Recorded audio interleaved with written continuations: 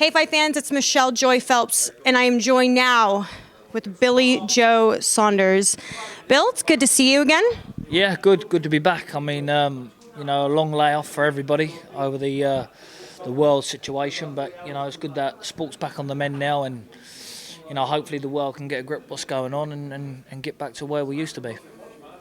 Well, I have to admit, this is the best shape I've ever seen you in. I'm proud of you. Seems like something was a bit different this camp. Do you want to maybe tell us what that was exactly? No, I think that obviously I knew it was time to flick the switch and put the work in. I've had a long training camp, but my uncle passed away, so obviously I'm doing it in memory of him. That's been a big spur on in this camp. But mainly, it's time to flick the switch and get moving. And I've signed with Matchroom. Only had one fight last year. It's nobody's fault, obviously, with the pandemic. Everyone's not done anything, but I'm happy and can only thank, obviously, MTK and Matchroom and The Zone and Sky Sports for getting me out at the end of the year. This is obviously a fight between you and Martin Murray that should have happened in 2018, and unfortunately we didn't see that happen. Seems like you guys are, I don't know, I mean, you're in good standing. Yeah, listen, I've got no animosity there, you know what I mean? He's paid a lot of tribute to the sport. He's a good family man.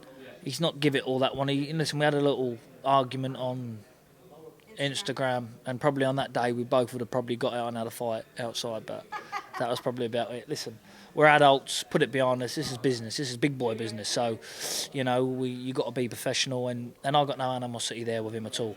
I just want to get my rounds in, go home safe and sound, and see the kids. That's it. So, and I'm sure he wants to do the same. And I'm happy for him. He's getting a payday. He was probably in his own head toying around with, where do I go with this pandemic? What's going to happen? Probably thinking of a plan B for a job, and then he gets a phone call, and there's big money on the table. So, good luck to him. I'm very, very happy for him. Very, very happy, and I wish him all the success in the world.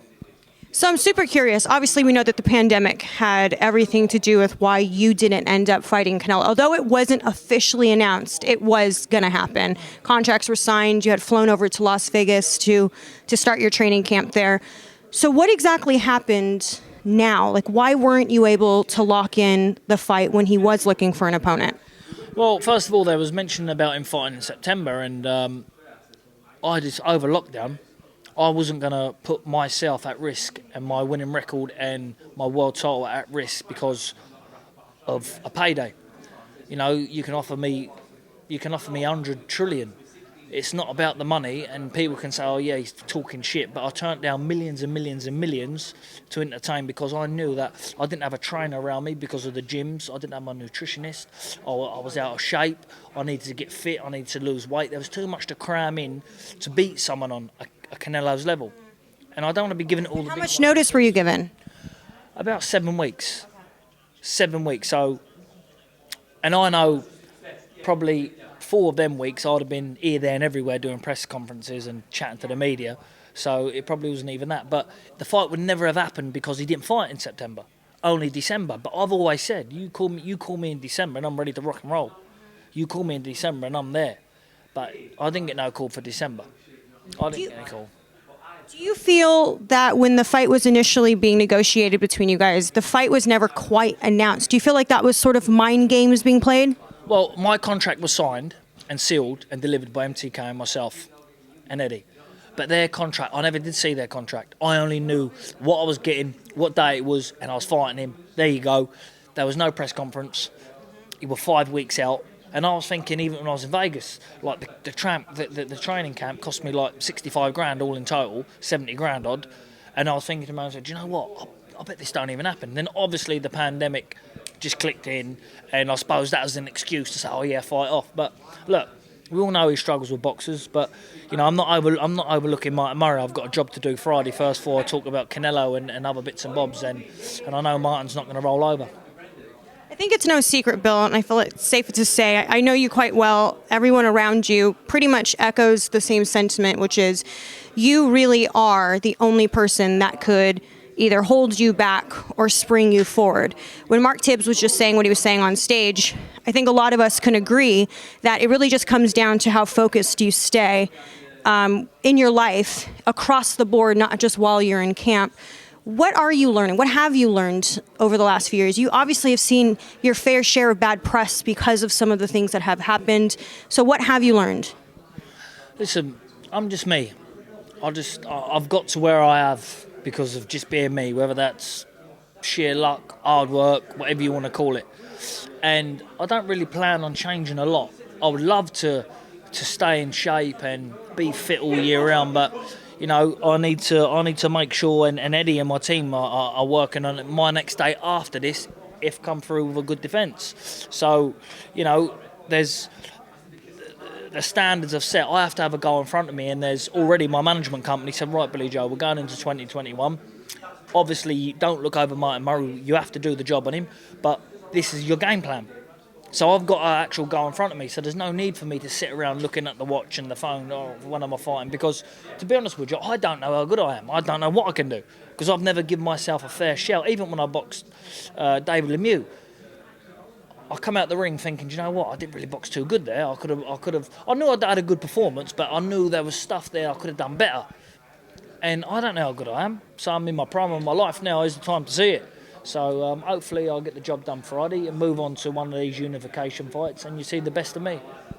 Well, speaking of unification fights, we never really hear you talk about Caleb Plant. It's always Canelo or even Triple G. I know he doesn't. I mean, he does have the IBF title, but we never hear you talk about Caleb Plant. What are your thoughts on him, and is that a fight that you would consider? Yeah, listen, I don't really look at the other two, Benavidez or him, because Benavidez doesn't have the title anymore. Well, who owns the title now? It's vacant. The WBC title's vacant. Canelo was going to fight for it, yeah, so that's the second time. But he's only just recently lost that, didn't he? On the scales, was it? Yeah. So, yeah, I don't really look at him because they're not on our platform. You know, when... Do you think there would be issues with the... No, I don't think. I know it's just time wasting to even look at them. I would love them fights. And that's the reason why these promoters like the Zone and our Ayman needs to get together and go, right, well let's let them fight each other. Let's do a tournament. But I don't even mention their name because it's pointless. Because it's just wasting our time, and it's probably wasting their time mentioning my name because of the platforms. We're on different platforms, and it's just very hard. It's like the biggest money fight in boxing right now, super huge money. Who would you say it is? Canelo. No, at any weight. Oh, at any weight. Oh, I mean, well, it'd obviously be Joshua Fury. And it ain't happening at the minute. And the real reason of that being, there's millions and millions and truckloads of cash turning up for everyone, but it's just the platforms. And they need to sort that out for that fight, which I think they can do because there's enough money on there to feed the nation, so they can both sort that out. But with other people like ourselves, like it's very hard to make them fights just because of the platforms and the TV rights. But I would love the fight. I think he's a good fighter. Got a lot of respect for him, and I would love to fight either one of them. So come over to the Zone in Matchroom and we'll have it. Well, Demetrius Andrade obviously is with Matchroom. He's at 160 still. If you guys were to fight, would it have been at 168 or would you have gone down to 160? Is there still a part of you that wants to get your title back? Listen, I can move down to 160. I can move back down to 160 and be a three-time world champion. No bother whatsoever. But he's got a manager in Liam Williams, and everyone's saying he's going to vacate and he's avoiding Liam. So, maybe he's thinking, you know what? Liam's might be too much of a risk. I might as well get beat by Billy Joe and get millions and millions more. So I suppose he won't be getting a lot to fight Liam. Do you think Liam wins, or do you think Andrade wins? I think Liam can beat him, if I'm honest. I think Liam, if his game plan's right with a southpaw, if his game plan's right and he gets the timing of the fight right, I think he can win. But it's a 50-50 fight, definitely. But in America, in Boston, you can't leave it to the scorecards. Especially not in Boston. What do you think of the whole franchise belt situation? They're all a load of shit. I think they're all a load of rubbish. They're good for up-and-coming fighters like I've got Dante Dixon, Lou Edmondson, to get them, to... You mean like all these intercontinental stuff? No, the franchise belt, like the WBC franchise. No, it's fine. You mean the one they're getting made up for people and that? Yeah. You know, the franchise belt, obviously, for example, Canelo. Oh, has he got it? Yeah, they're not. I don't even. Do you know what? They're that important to me. I don't even know what you're talking about. That's how important that belt is to me. I only know the belts that I want and got my eyes on, and they're not franchise, whatever you want to call them. I don't even know what. I don't even think I've ever laid my eyes on one of them. So whatever they are, who made them up? It's with the WBC. Throw them in the bin, WBC, because they're no good to man, woman, or child. What's the point? What's the point of having one of them? Just to get more money. Fuck them off. Do you think that there are too many belts? I know Floyd Mayweather's come out and said, like, this is just getting ridiculous.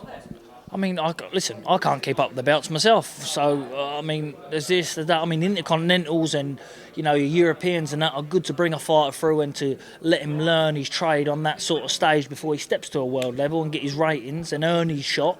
But all that rubbish is nonsense. I'm curious to know what your thoughts are on Oscar De La Hoya saying that he would like to come back and face Triple G. I think he must be having a midlife crisis because, you know, just chill out now. You know, you've set back. And one of my mates was in LA and he got somebody ushered him to a room upstairs and he was sitting there smoking weed. Do you know what I mean? So he wants to smoke weed to fight. What do you want to do? But listen, it is what it is. Fucking, he's earned his job. He can set back, take crack, sniff cocaine, smoke weed if he wants. Whatever he wants to do, he can do, can he? You know, he's earned the right to do it. So it's down to himself. But like I say, he's if I was him, I'd just stay retired. So, but I like Mike Tyson the other day. I like the power was still there. I ask you about that. Do you like the fact that there are the legends fighting again? No. I don't like to see it. And it was right draw, but I don't really like to see it, if I'm honest, because I remember him how I remember him as a kid growing up. Yeah. You know, when I was new to the sport, when I was just born into boxing, and you could see him and they was fearsome, and now you see them and they're older and slow, but still, they still know what they're doing. Both of them. Roy Jones as well. Loved Roy Jones growing up. Always watched him, and Mike Tyson and Nazim and Calzaghe. There's talks now, like Evander Holyfield's trying to call out Tyson. Everyone's jumping on it, you know what I mean? Because they're probably getting a few quid and all these YouTube shit. It's all a load of rubbish. Do you know what I mean? It's all a load of shit. Because listen, let's say one of them YouTubers get hit in the head and get killed, get a bad knockout and get killed. They can go back and start filming jumping off walls. But that stigma of a death, which we've seen very bad tragedies in boxing and people. Do you think it makes boxing look bad? Yeah, it sticks to it. Because you're letting novices. You know, you're giving novices a license to kill. Because boxing, sadly, the worst case scenario, anything can happen to someone in the room, in the ring, is die. And everyone knows that. When walking into that ring, everyone knows. And we've seen some tragedies and some terrible, terrible things in boxing. And we don't need to take chances like that because there's money involved. Because they're gambling with their lives. Go and jump off a wall and make a video and put it up. Do you know what I mean? Simple, isn't it? Well, Bill, I know you've had a long day full of interviews. I appreciate you sitting down with me. It's nice to talk to you again. Thank you very much. Anything else? Just join in, listen, tune in Sky Sports and watch me do the job. And God bless you all and have a good Christmas. See you later. Thanks very much, Bill. Hey Fight fans, it's Michelle Joy Phelps. If you haven't already subscribed to our YouTube channel, make sure you do so by clicking this icon right here, or else.